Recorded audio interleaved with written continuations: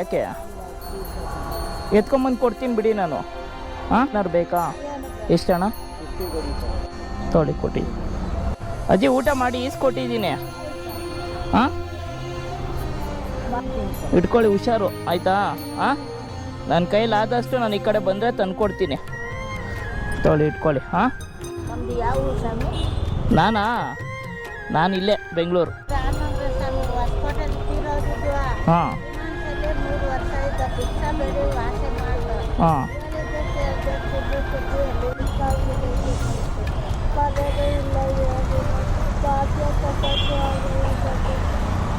ಎಲ್ಲಿರೋದು? ಮನೆ ಎಲ್ಲಿ ಮಾಡ್ಕೊಂಡಿದ್ದೀರಾ?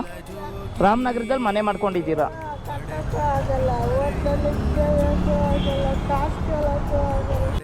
ಇವ್ರೇನಾಗಬೇಕು? ನಿಮ್ಮ ತಾಯಿ ಅವರು? ಅಕ್ಕ ಅಕ್ಕ